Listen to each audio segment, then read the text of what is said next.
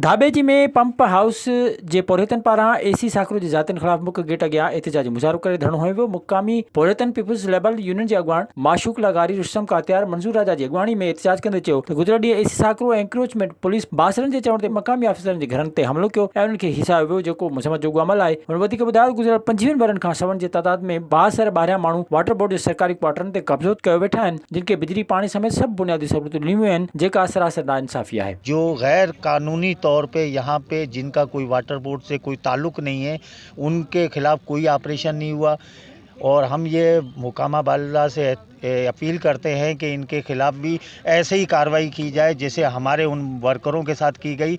उनके ड्यूज़ अभी तक नहीं मिले, लेकिन उनके मकान सील कर दिए गए। हाई कोर्ट के फैसले के मुताबिक तव्हां कार्रवाई करण आया हो ऐं तव्हां वाटर बोर्ड जा जेके रिटायर एम्प्लॉइज़ पेंशन जे आसरे पंहिंजे ड्यूज़ जे आसरे वेठा आहिनि, उन्हनि खे कढण लाइ तव्हां वटि कानून आहे।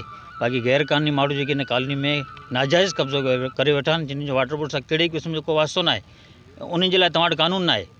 असीं इन जी सख़्त मज़म्मत करियूं था। वाटर बोर्ड जी मैनेजमेंट हुई, उन जे घरनि ते हमला कया विया, उन्हनि ते पथराव कयो वियो, उन्हनि जी तज़लील कई वई। ऐं ही की पॉइंट आहे, कराची जो की पॉइंट आहे, उन ते हुननि जुलूस कढी वाटर बोर्ड जी पंपिंग ते हमलो करण जी कोशिशि कई वई। मैनेजमेंट डिस्ट्रिक्ट मैनेजमेंट का बि कार्रवाई न अमल में न आंदी।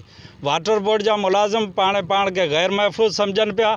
असां वज़ीर आला, वज़ीर बल्दियात, MD वाटर बोर्ड ऐं DC ठट्टा खां खे अपील था करियूं त ऑपरेशन खे मौसर कयो वञे ऐं एम्प्लॉइज़ खे तहफ़्फ़ुज़ ॾिनो वञे, ताकि ये 650 मिलियन गैलन पाणी जो योमिया वञे पियो, उहो बासानी असीं उनखे सप्लाई मुहैया करे सघूं। हुन चयो त जेकॾहिं एसी साकरो बासरनि जा घर ख़ाली न कराया त वाटर बोर्ड जे मुख्य गेट अॻियां धरणो हंयो वेंदो। विज़िट कयो अवामी आवाज़ मीडिया ग्रुप जी वेबसाइट awamiawaz.pk